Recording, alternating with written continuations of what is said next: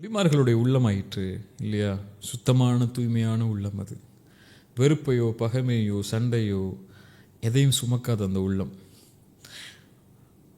அவங்க யோசிச்சு பாருங்க, அவங்க வாழ்க்கையில் அவங்க அனுபவிச்ச எல்லா கஷ்டத்துக்கும் அடிப்படை அந்த முன்னாடி நிற்கக்கூடிய அந்த 10 பேர் தான் இல்லையா? தந்தை இடத்துலேருந்து பிரிக்கப்பட்டதிலிருந்து, கிணத்துல வீசப்பட்டதிலிருந்து, அற்ப கிரயத்துக்கு அந்த வழிப்போக்கர்களுக்கு விலை பேசி சகோதரர்களை விற்றதிலிருந்து, தாம் கண்ணுக்கு முன்னாடியே விற்கிறாங்க. ஒரு அற்ப காசு கொடுத்துட்டு போ, இவனை தூக்கிட்டு போங்கிறாங்க. ஒரு சந்தையில் போய் விலை பேசப்படுறாங்க. ஒரு நபி நபி யூசுஃப்னு சொல்கிற நபி, அவங்க நபியை போய் அல்லாஹ் கிணத்துல வைக்கிறான். நபியை போய் சந்தையில் விலை பேச வைக்கிறான். நபியை அல்லாஹ் ஒரு பெண்ணுக்கு முன்னாடி சோதிக்கிறான். சிறைச்சாலையில் அல்லாஹ் வாட்டுறான். இந்த எல்லா காரணத்துக்கும் அடிப்படை அவங்க சகோதரர்கள் தான். என்ன வேணாலும் நீங்கள் சொன்ன மாதிரி செஞ்சுருக்க முடியும் நபி யூசுஃபால். ஆனால் ஒரு முஃமின், அல்லாஹ்வை நம்பிக்கை கொள்ளக்கூடியவன், இந்த சோதனைகள் எல்லாம் அல்லாஹ்வின் புறத்திலிருந்து தான் வருது, இவங்கெல்லாம் மனிதர்கள் தான், நம்மளை மாதிரி பலகீனமானவர்கள் தான், என்ன செய்ய முடியும், ஷைத்தான் அவங்கள வழி கெடுத்துட்டான் அப்படின்னு நினைக்கக்கூடிய அந்த நபி, உள்ளம் சுத்தமாக இருக்கக்கூடிய அந்த நபி சொன்னாங்க, லா தஸ்ரீப அலைக்குமுல் யௌம், உங்கள் மேலே இன்னைக்கு பழிதீர்க்கப்படாது, யக்ஃபிருல்லாஹு லக்கும், உங்கள் எல்லாரையும் அல்லாஹ் மன்னிச்சிடட்டும். நான் முன்னாடி சொன்னேன், ரசூலுல்லாஹி ஸல்லல்லாஹு அலைஹி வஸல்லமுடைய வாழ்க்கையில் என்ன அல்லாஹ் இது மூலியமாக படிப்பினை கொடுக்க நாடுறான்னு சொல்லி இதே வார்த்தையை ரசூலுல்லாஹ் கடைசி நேரத்தில் சொன்னாங்க. ஃபதஹ் மக்கால உள்ளே போகும்போது குறைஷிகளை பார்த்து முஸ்லீம்கள் சொன்னாங்க, இனிமேல் எல்லா காபாவின் புனிதம் பாதுகாக்கப்படாது, மக்காவின் புனிதம் காஃபிர்களுடைய தலை வெட்டி வீசப்படும். ரசூலுல்லாஹ் சொன்னாங்க, அப்படி எல்லாம் இன்னைக்கு தான் காபாவின் கண்ணியம் பாதுகாக்கப்படும். யார் ஹம்சாவை கொன்னாங்களோ, யார் பிலால், யார் அவங்களுடைய தோழர்களான தல்ஹாவை கொன்னாங்களோ, யார் சஹாபாக்களுடைய இழப்புக்கு காரணமானாங்களோ, முஸ்அபுடைய இழப்புக்கு காரணமானாங்களோ, யார் அத்துணை ஆண்டுகள் 23 ஆண்டுகளுடைய வாழ்க்கையும் இரத்தத்தாலையும் சோகத்தாலையும் பிரிவுகளாலையும் இழப்புகளாலையும் கழிக்க வச்சாங்களோ, அந்த மக்கள் எல்லாம் ஒன்று சேர்ந்து ரசூலுல்லாஹ்வுக்கு முன்னாடி நிற்கிறாங்க கை கட்டி.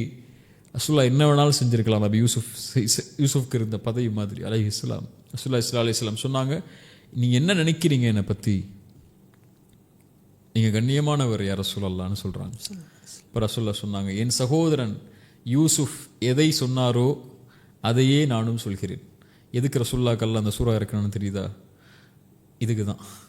என் சகோதரர் யூசுஃப் சொன்ன வார்த்தையே சொல்லுகிறேன், லா தஸ்ரீப அலைக்குமுல் யௌம் அன்தும் துலகா, நீங்கள் விடுதலை செய்யப்படுகிறீர்கள், இன்றைய தினம் உங்கள் மீது பழி தீர்க்கப்படாதுன்னா ரசூலுல்லாஹி ஸல்லல்லாஹு அலைஹி வஸல்லம்.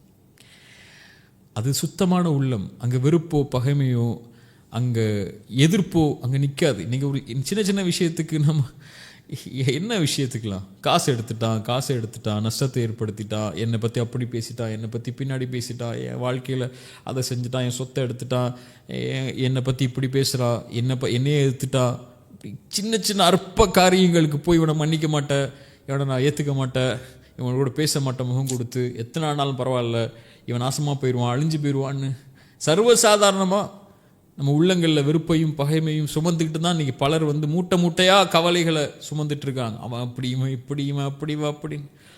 ரசூலுல்லாஹ்வுடைய உள்ளத்திலேயோ நபிமார்களுடைய உள்ளத்திலேயோ எந்த வெறுப்பும் எந்த பகைமையும் எந்த துரோகத்துடைய நினைவுகளும் இருக்காது.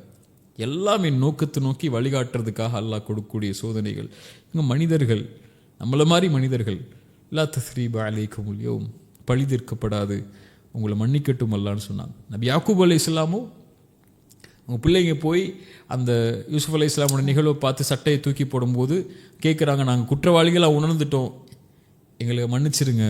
நபி யாக்கூபும் சொன்னாங்க, எல்லாம் தெரியும் நபி யாக்கூபுக்கு, இவங்க தான் என்னுடைய கவலைக்கும் என்னுடைய கஷ்டத்துக்கும் காரணமானவங்க, நான் உங்களுக்காக அல்லாட்ட மன்னிப்பு கேட்குறேன், நாங்கள் கவலைப்படாதீங்க பிள்ளைகள். என்னாங்க எவ்வளோ அழகான குணத்தை சுமந்த சமூகம் இது. இன்றைக்கி எவ்வளோ கீழ்த்தரமாக சின்ன சின்ன விஷயங்களுக்கும் பகைமையும் வெறுப்பையும் சண்டையும் முகம் காட்டுதலையும் சலாம் இல்லை. இன்னைக்கு சின்ன சின்ன விஷயங்களுக்கு போய் அடிச்சுக்கிட்டு முஸ்லீம்களாக இருந்துக்கிட்டு வெறுப்பையும் பகைமையும் சுமந்துக்கிட்டு அல்லாஹ் பாதுகாக்கணும். இந்த சுத்தமான உள்ளத்தெல்லாம் நமக்கு தரணும்.